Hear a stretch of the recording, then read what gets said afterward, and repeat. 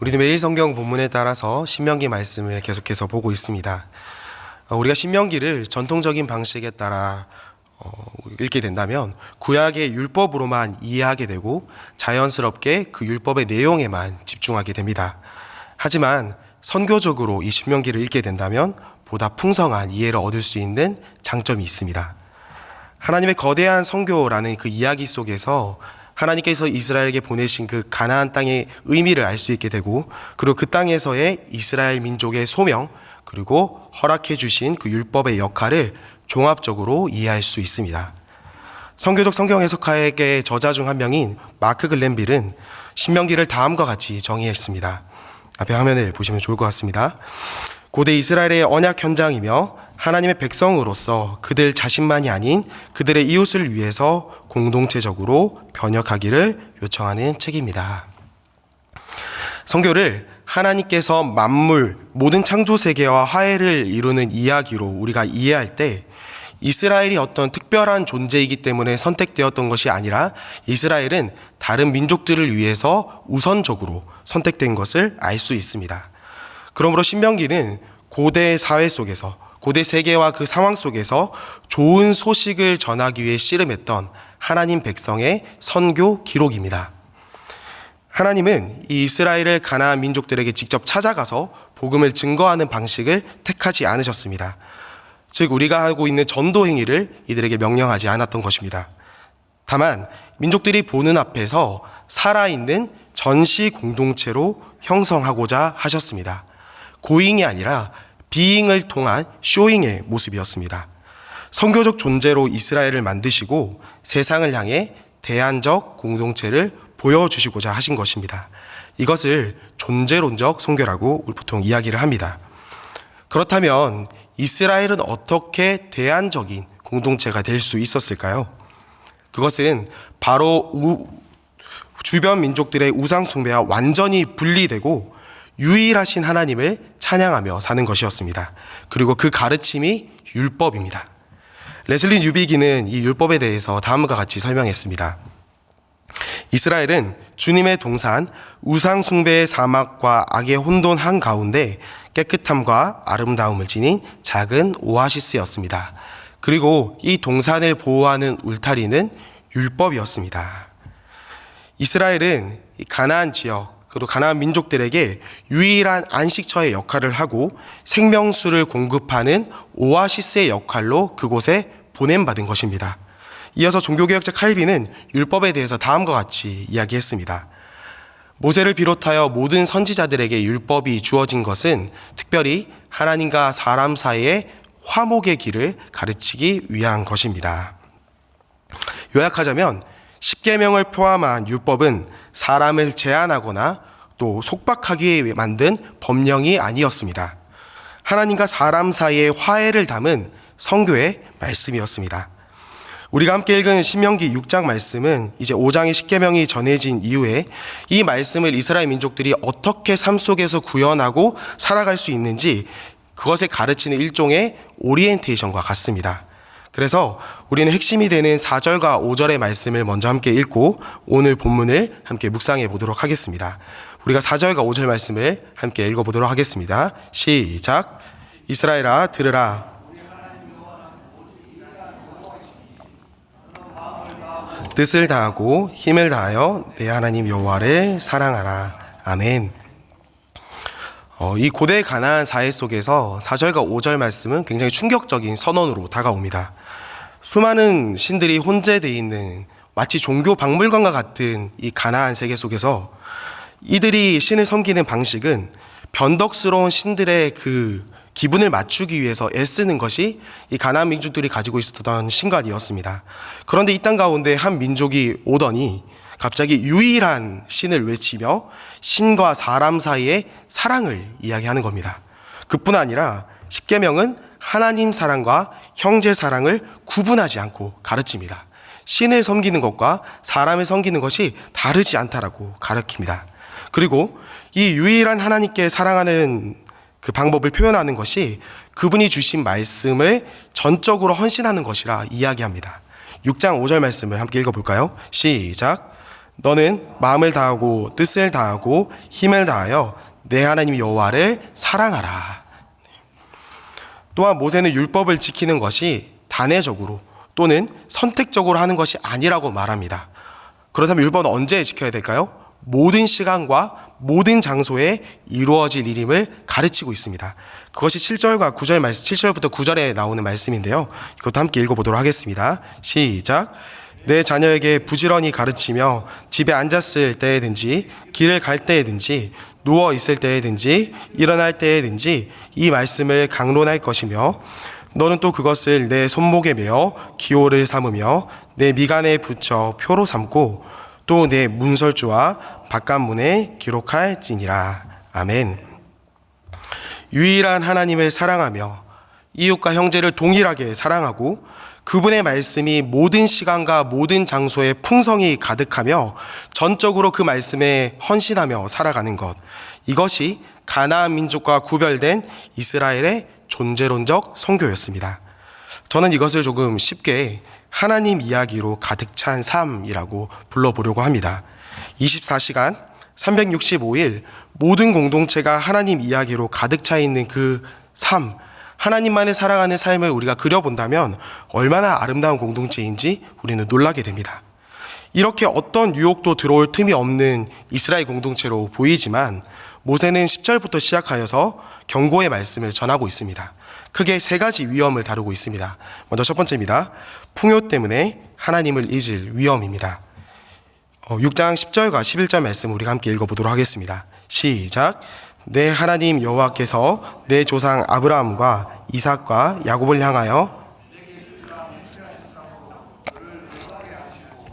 내가 건축하지 아니한 크고 아름다운 성읍을 얻게 하시며 내가 채우지 아니한 아름다운 물건이 가득한 집을 얻게 하시며 내가 파지 아니한 우물을 차지하게 하시며 내가 심지 아니한 포도원과 감람나무를 차지하게 하사 내게 배불리 먹게 하실 때에. 아멘. 이제 곧 가나안 땅으로 다음 세대들이 들어가게 될 것입니다. 이 다음 세대들은 자신의 노력과 공로가 아니라 그들의 선조들이 맺었던 하나님의 언약의 결과인 그 복을 누리게 됩니다. 10절과 11절에서 나타나는 풍요, 건축하지 않은 크고 아름다운 성읍, 그리고 내가 채우지 않았는데 아름다운 물건이 이미 가득 차 있는 집, 파지 않은 우물, 심지 않은 포도원과 감람나무는 은혜가 무엇인지 알 수 있는 대목입니다. 하나님은 자신의 백성이 이 창조세계의 선물을 가득히 누리는 충만한 삶을 기대하고 또 바라고 계십니다. 하지만 모세는 이 민족이 선물을 누리느라 선물을 주신 하나님을 잊을 그 위험을 경고하고 있습니다. 그리고 두 번째는 우상 숭배 때문에 하나님을 버릴 위험입니다. 14절 말씀입니다. 제가 읽겠습니다. 너희는 다른 신들 곧 내 사면에 있는 백성들의 신들을 따르지 말라. 아멘. 이스라엘 통해서 가나안 민족과 가나안 세계가 하나님의 구원에 참여해야 되는데 그 하나님의 선교의 이야기 속에서 그렇게 이스라엘이 부름을 받았는데 오히려 역전이 되어서 이스라엘이 가나안과 같이 되는 것은 가장 비참한 결과입니다. 이로 인해 하나님의 질투와 분노가 유발될 수 있다고 경고하고 있습니다. 그리고 세 번째, 고난 때문에 하나님을 시험할 위험을 경고하고 있습니다. 신명기 6장 16절 말씀입니다. 제가 읽겠습니다. 너희가 마사에서 시험한 것 같이 너희 하나님 여호와를 시험하지 말고. 아멘. 모세는 지금 과거 마사라는 곳에서 일어난 사건을 언급하고 있습니다.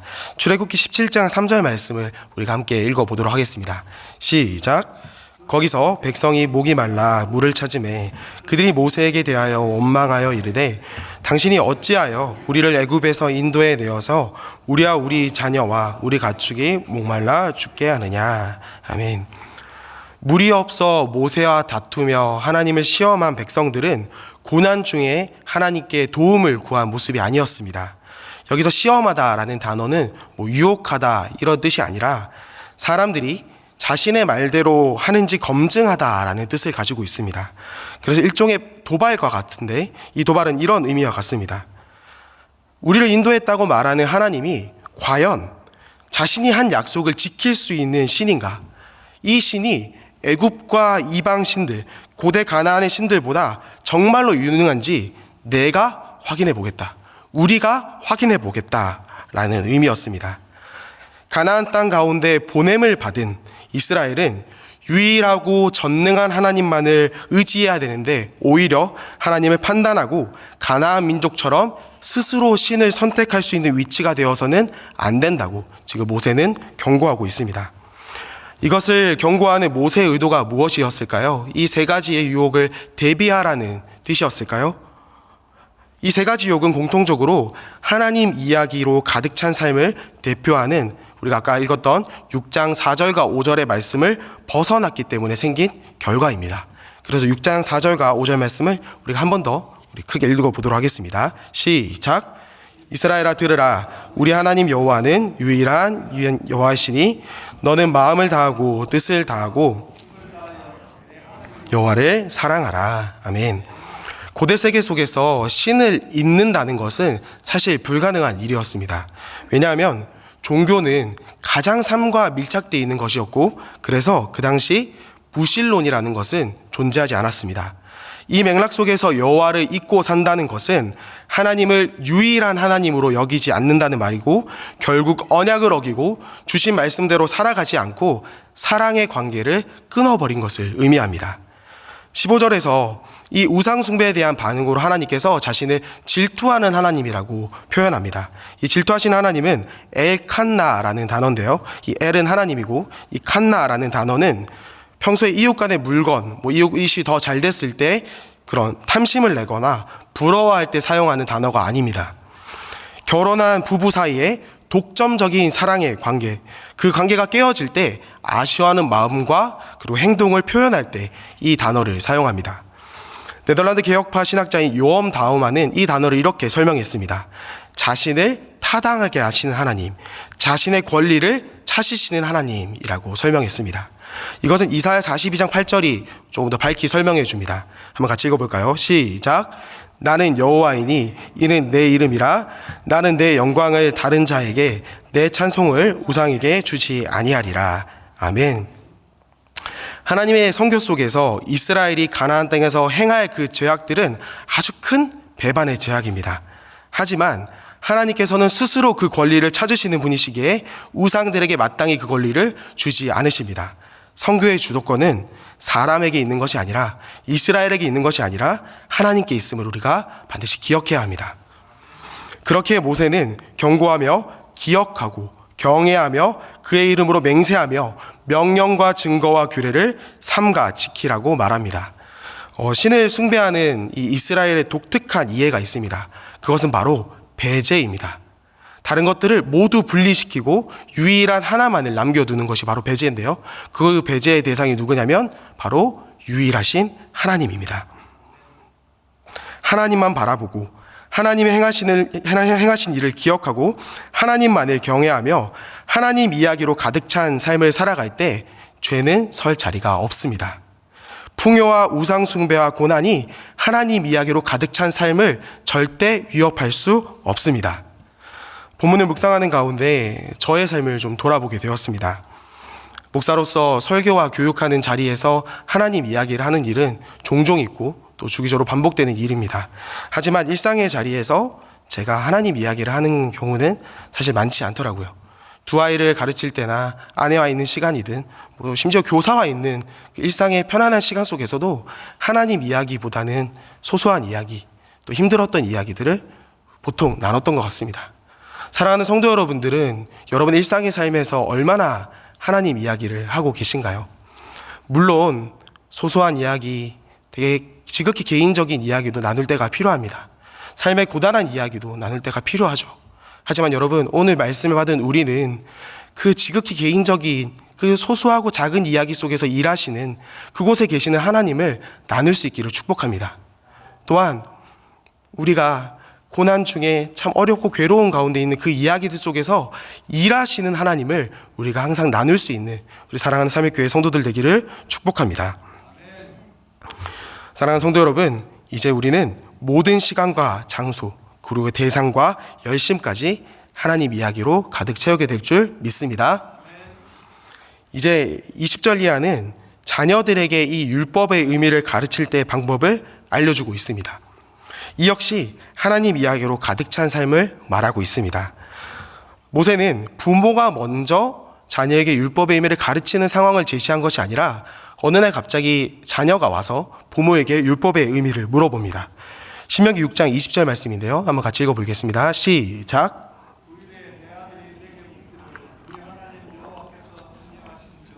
규례와 법도가 무슨 뜻이냐 하거든. 아멘. 이스라엘 가정에서 자란 아이들은 굉장히 성장하는 동안 많은 율법의 말씀들을 듣고 경험하고 살아갑니다. 부모의 손목과 이마에는 메어져 있는 경문이라는 것이 있죠. 그 안에는 우리가 함께 읽었던 6장 4절과 5절의 말씀도 기록되어 있고 문설주와 바깥문에도 말씀들이 기록되어 있습니다. 심지어 우리 집 문에만 기록되어 있는 것이 아니라 문 밖의 옆집 문에도 그것이 기록되어 있고 저 앞집 문에도 기록되어 있습니다. 하나님 이야기로 가득 찬 공동체 속에서 아이들이 자라온 것이죠. 그뿐 아니라 매년 반복되는 이들의 명절이 있죠. 절대 잊어서는 안 되는 하나님의 구원 사건을 노래하는 유월절이라는 또 명절이 있습니다. 그 명절들을 이 자녀들이 계속해서 자라오면서 경험하게 되는 것입니다. 그래서 하나님 이야기로 가득 찬 공동체 속에서 자라온 아이들은 자연스럽게 먼저 부모에게 율법의 의미를 묻게 된다는 것입니다. 그런데 이때 모세는 부모가 율법에 집중하지 말고 율법을 만드신 분에게 초점을 둬야 한다라고 이야기합니다. 21절 말씀으로 함께 읽어볼까요? 시작. 너는 내 아들에게 이르기를 우리가 옛적에 애굽에서 바로의 종이 되었더니 여호와께서 권능의 손으로 아멘. 우리 앞서 이야기했던 것처럼 율법을 바르게 이해하기 위해서는 반드시 하나님을 알고 하나님을 바르게 경외해야 합니다. 십계명의 시작이 1계명이 아니라 서원부터 시작하는 것이 저는 이와 같은 맥락이 있다고 생각합니다. 아마도 부모가 이렇게 설명해 주지 않았을까요?